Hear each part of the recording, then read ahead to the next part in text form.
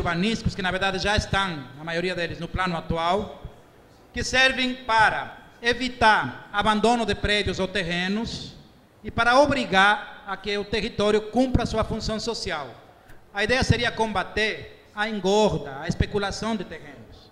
Imaginem alguém com uma grande gleba e não quer parcelar. Está esperando especular, aumentar o preço, não quer lotear. Ou então alguém com um terreno menor, porém grande, tipo esse daqui, e que ele não quer ocupar, não quer utilizar. Está esperando. Ou então um prédio que está abandonado por qualquer motivo. Construído, mas sem uso. Então são três situações que essas ferramentas aqui combatem. Antes de falar dessas de aí, vamos só lembrar, o direito de construir é o direito que você ganhou pelo coeficiente básico, certo? Acima desse coeficiente, outorga onerosa. O direito de construir pode ser transferido. Vamos supor que eu teria direito a construir aqui 1000 metros quadrados, mas não posso, porque é uma área restrita, é uma área de interesse cultural, por algum motivo eu não consigo construir. Eu posso transferir esse direito, esses metros quadrados, para outro local, mas sem ultrapassar o máximo lá. É como se eu fizesse um pagamento de outorga onerosa com área de outro lugar. É mais ou menos isso. Bom, como se combate a especulação imobiliária e os prédios abandonados? Com essas ferramentas aqui, ó. Parcelamento, edificação e utilização compulsória. A ideia é obrigar o proprietário a parcelar, se for uma gleba, a utilizar, se for um terreno abandonado ou subutilizado, e a ocupar e utilizar, se for um prédio abandonado. Como você faz isso?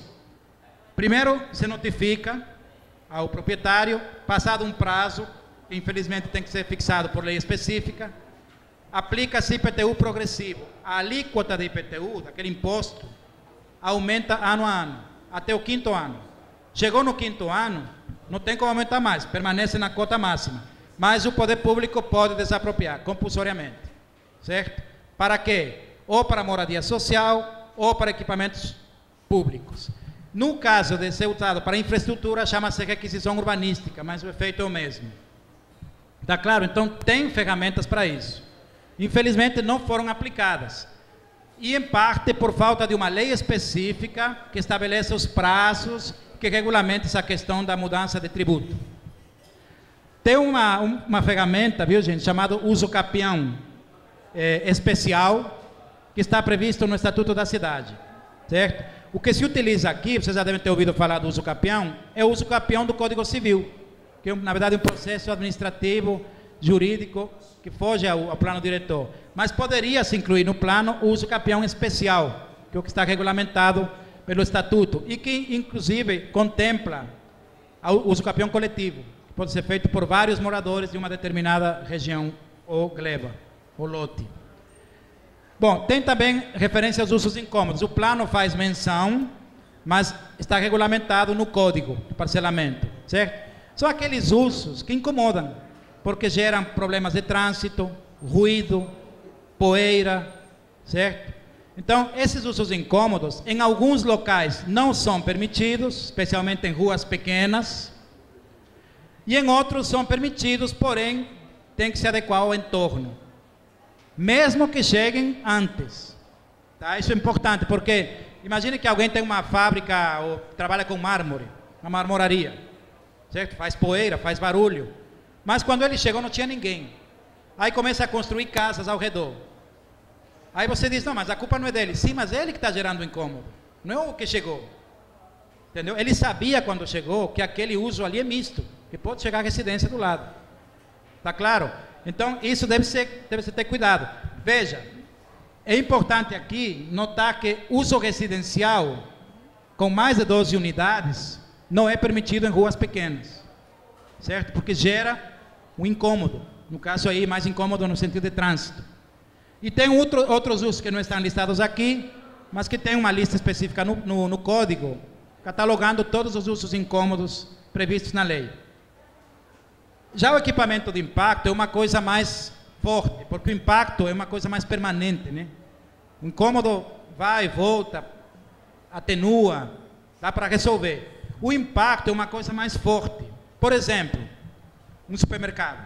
Ele vai gerar um impacto na região porque vai provocar movimentação, mudança total no trânsito, certo? um condomínio, um grande condomínio, ele vai demandar grandes mudanças do trânsito, da infraestrutura, do saneamento, certo? Da energia, enfim. Então, esse tipo de grandes empreendimentos geram impacto, tá? Alterações no espaço urbano, no meio natural, na infraestrutura, no trânsito, enfim. Para esses empreendimentos é necessário o chamado estudo de impacto, o estudo de impacto de vizinhança, certo?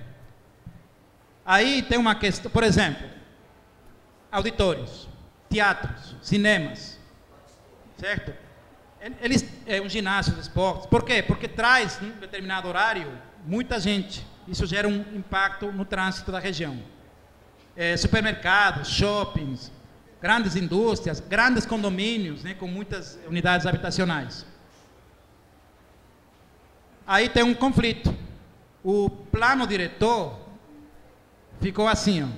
Os empreendimentos não residenciais de impacto têm que apresentar o estudo de impacto de vizinhança. Já no código diz que todos têm que apresentar. Então isso tem que se resolver, é um conflito que não pode permanecer, tá? Eu pessoalmente acho que um grande condomínio gera impacto sim, porque ele demanda mais infraestrutura e certamente vai criar problemas de trânsito, né, no mínimo.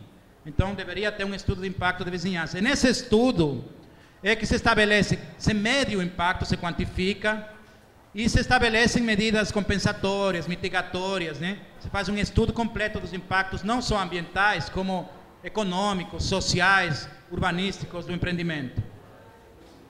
Mobilidade. Veja, esse é um assunto que muito falado, está muito cobrado. Inclusive o Ministério das Cidades tem uma atenção especial para esse assunto. Basicamente, é a capacidade, a condição que a cidade dá ao cidadão de se locomover. Não é aquela história de o direito de ir e vir, não tem nada a ver. Porque o direito de ir e vir, todo mundo tem. Você pode ir a pé, você demorar 3 dias. Não é isso. A mobilidade é a condição de se locomover com conforto, em segurança e em tempos razoáveis. Você permanecer, como em São Paulo, 2 horas no trânsito para chegar no local de trabalho, isso não é mobilidade, isso é imobilidade. Então, o plano tem que trazer, no mínimo, diretrizes para garantir essa mobilidade. Veja, os assuntos da mobilidade, segundo o Ministério da Cidade, estão todos aqui elencados. Não são tão novos assim. Todo mundo já ouviu falar em táxi, transporte coletivo, bicicleta, acessibilidade, circulação de pessoas. São temas, na verdade, muito discutidos durante as últimas décadas.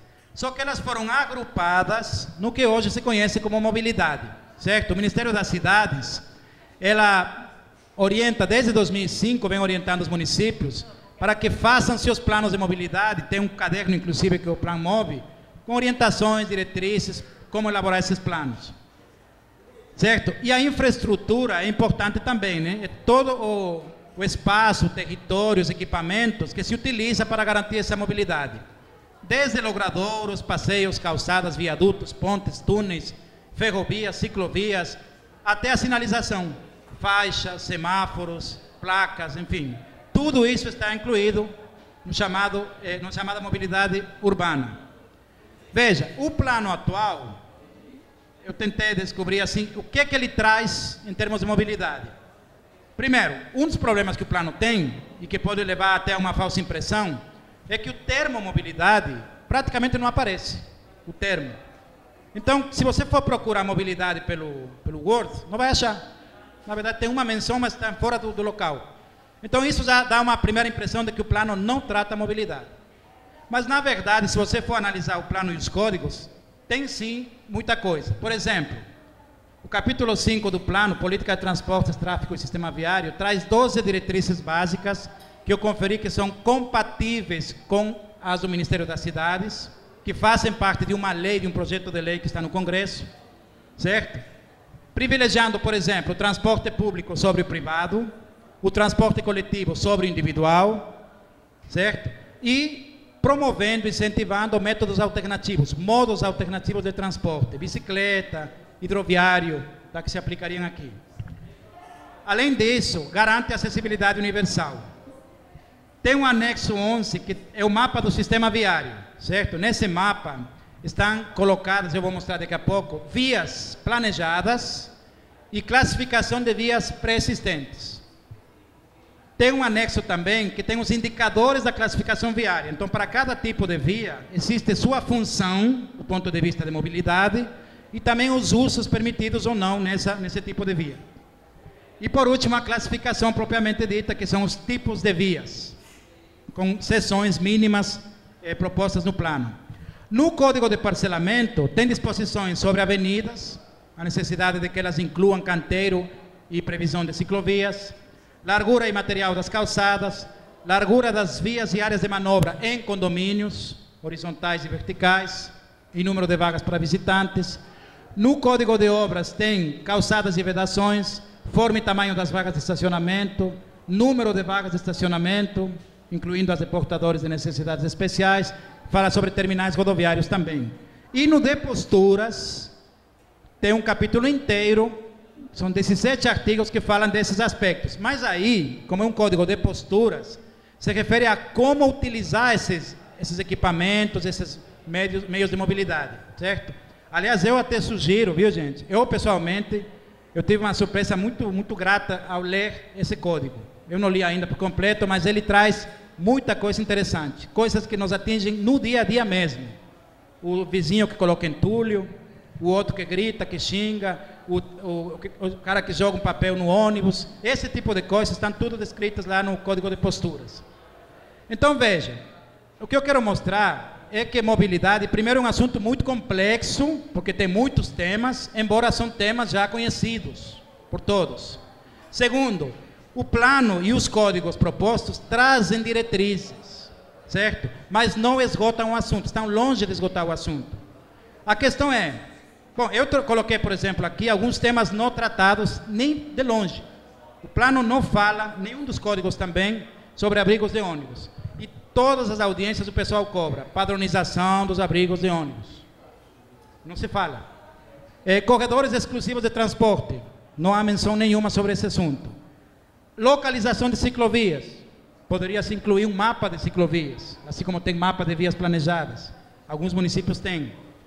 Travessias dos pedestres, nenhum tratamento, faixas, rampas, passarelas, nada sobre esse assunto. Priorização do transporte não motorizado, que é uma das diretrizes do plano imóvel, né, do Ministério, do projeto de lei, e no nosso não consta, certo? Então, na verdade, falta muita coisa. É fato, mas também tem coisas importantes. Eu pesquisei planos de outras cidades. Curitiba, Salvador, Natal, Fortaleza e Maceió. Basicamente esse. Todas elas têm diretrizes, tá? Muitas diretrizes às vezes, e todas remetem também a planos de mobilidade. Ou, em alguns casos, como Salvador, a planos específicos. Plano de transporte de cargas, plano do sistema viário, plano para cada coisa, certo? O fato é o seguinte, ó, o Ministério, o Estatuto da Cidade, melhor dizendo, obriga as cidades grandes a ter seu plano de mobilidade urbana. Então, isso é obrigatório, certo? O nome que se deu, através de uma resolução de 2005, é Plano Diretor de Transporte e da Mobilidade, PlanMob. Mas cada cidade pode alterar adequar esse nome. Então, veja, o que pode ser feito, na verdade é o seguinte, ó, o Estatuto da Cidade e uns projetos de lei que estão no Congresso Nacional, esse primeiro aqui de 2007, foi colocado, mas depois foi retirado para ajustes. E foi recolocado e está em discussão no Congresso com outro número, com esse número de aqui, ó. É a chamada Lei da Mobilidade Urbana, que ainda não saiu, está lá no Congresso, está sendo discutido, certo? Lá tem diretrizes. E também estabelece como elaborar os planos de mobilidade, certo? No plano diretor local, isso eu constatei no plano de Curitiba, no de Fortaleza, por exemplo, tem muita diretriz. Diretrizes, às vezes, até detalhadas, tá? Localizadas, regionais, dentro da cidade. E os estudos, soluções, detalhamento, regulamentação, até a política tarifária, deve ser discutido num plano específico de mobilidade urbana, certo? Eu soube hoje, pela internet, que que amanhã o prefeito vai lançar algo relacionado à mobilidade. Não entendi bem se é um projeto de transporte público. Uma empresa que vai elaborar o projeto, ordem de serviço.